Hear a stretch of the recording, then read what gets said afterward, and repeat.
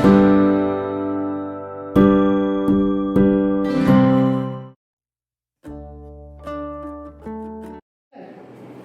Number 3 क्या कहता है फर्स्ट पार्ट आपका, for any integer a what is -1 into A equal.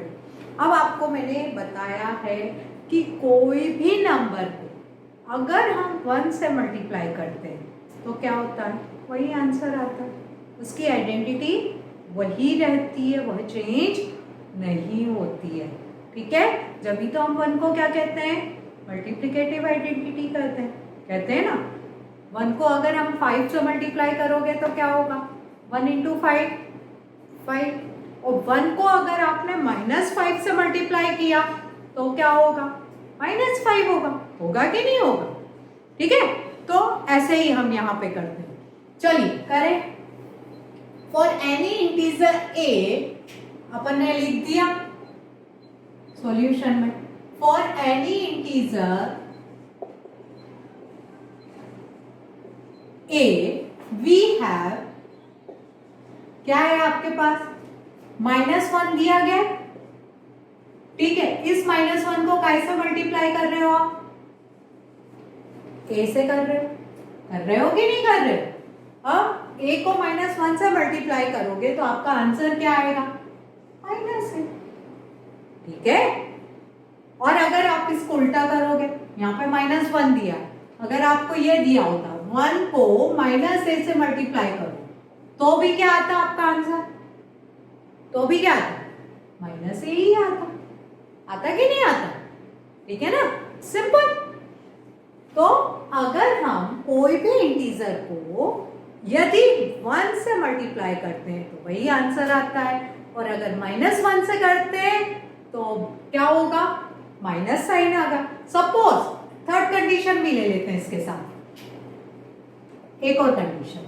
अभी आपने क्या किया, -1 इंटू ए, ये आपका एक क्वेश्चन दिया गया बुक का। ठीक है, ये एक मैंने पार्ट ले लिया।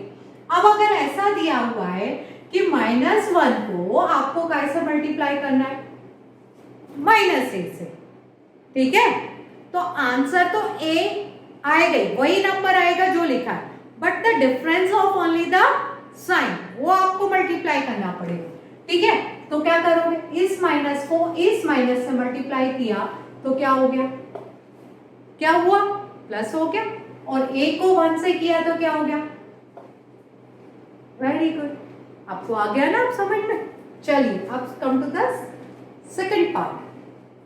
सेकंड पार्ट क्या कह रहा है, determine the integer whose product with -1 is। अब यहां ध्यान देना, आपको ऐसा इंटीजर पता करना है जिसका प्रोडक्ट अगर हम -1 के साथ लेते हैं वह क्या आ रहा है, -22 आ रहा है। क्या आ रहा है, -22। तो हमने क्या कहा, लेट द इंटीजर बी, आपने कहा ना डिटरमाइन द इंटीजर, उस इंटीजर का पता करो। तो हमने पता किया कि हमने माना ये हमारा इंटीजर क्या है, x है। ठीक है, let the integer be x। अब इस इंटीजर को आपको किसके साथ मल्टीप्लाई करना है, -1 के साथ। उन्होंने क्या ना, whose प्रोडक्ट विथ -1, यानी इस x को आपको किससे मल्टीप्लाई करना है, -1 से। तो आपका आंसर क्या आना चाहिए, -2 आना चाहिए। उन्होंने कहा whose प्रोडक्ट विथ -1 is। अगर मैं इसको ऐसे ही लिखूं तो कैसे लिखूंगी, देखिए ये थोड़ा सा रब कर देते हैं हम, तो आपको बहुत इजी होगा। स्टेटमेंट को हम ऐसे ही लिख रहे हैं, देखिए डिटरमाइन द इंटीजर, आपने क्या लिखा, डिटरमाइन द इंटीजर, तो इसको हमने एज्यूम किया।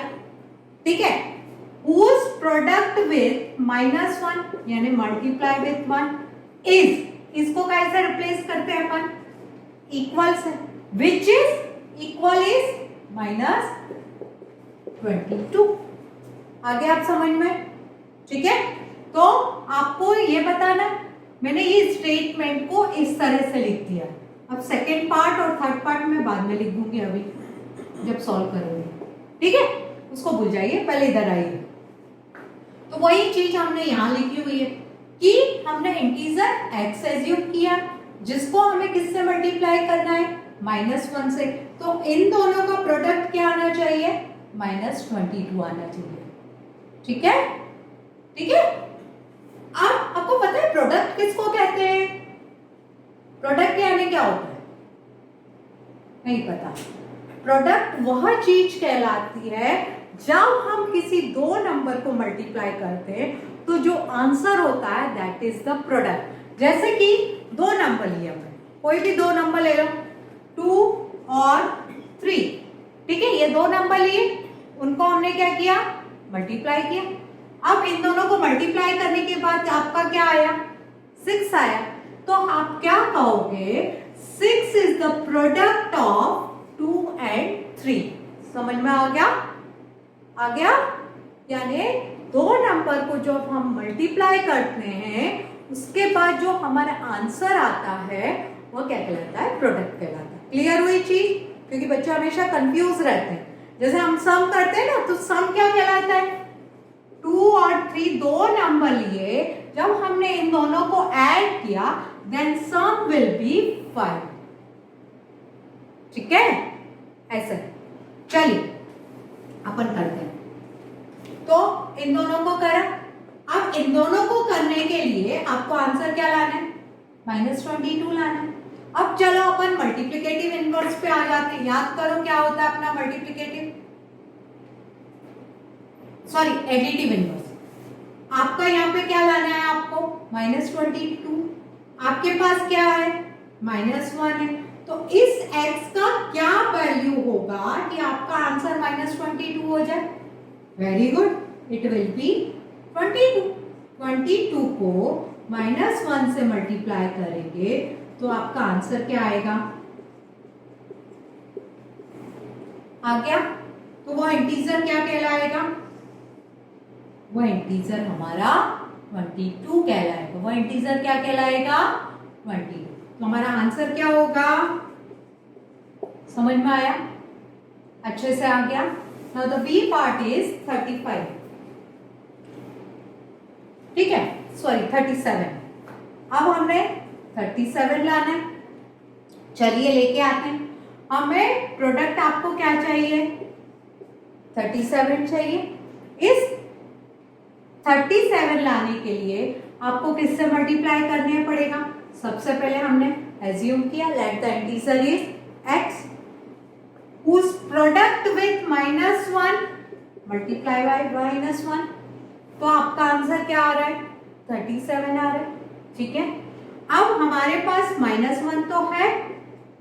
अब इस -1 को अगर 37 लाना है तो इस -1 में किसका मल्टीप्लाई करेंगे कि 37 आ जाए।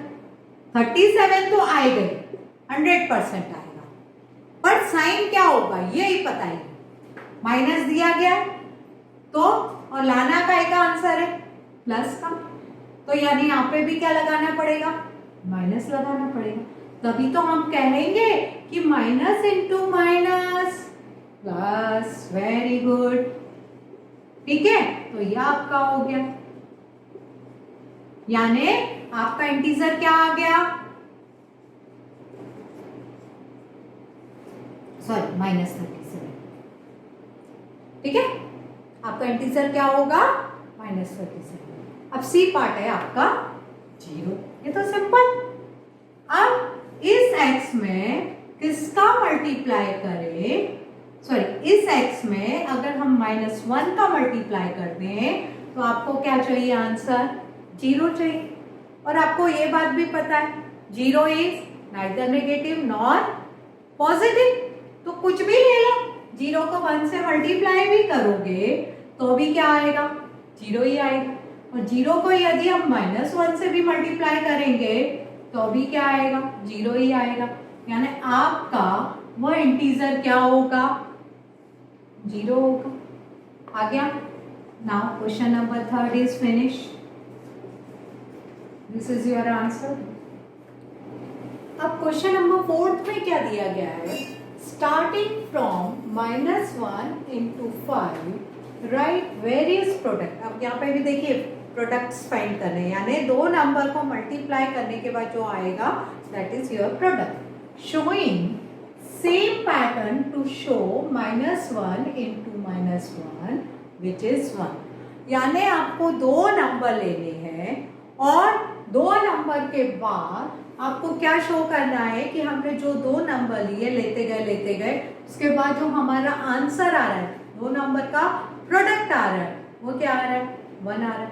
यानी हमको इतने नंबर लेके चलने। दिया क्या है, देखिए आपको गिवन क्या है, स्टार्टिंग उन्होंने क्या किया, -1 into 5, तो आपका क्या हो गया, -5 आ गया। ठीक है, ये तो सिंपल है। अब 5 और -1 के बीच में कितने नंबर आ रहे हैं वो आपको लिखना है। ठीक है, आपको पता है कि इंटीजर्स में इधर तरफ में लिख दे रही हूं। ठीक है, आपके पास 5 है, आपको जाना कहां तक है, -1 तक।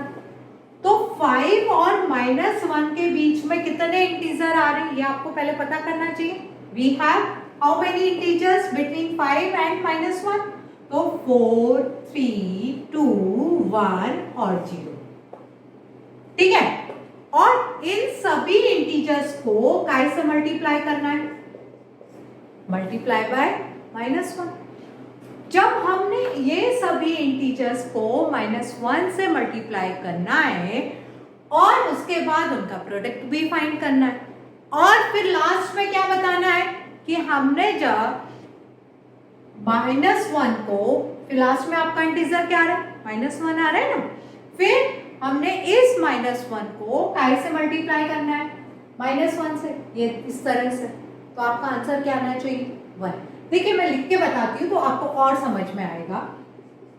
आपका -1 तो कॉमन में जा रहा है, लिख दो, लिखा, कितनी बार लिखेंगे, 1 2 3 4 5, और ये वाला पार्ट भी लिख दो, चलो 6 टाइम्स लिख दो, 1 2 3 4 5 और 6। समझ में आ गया।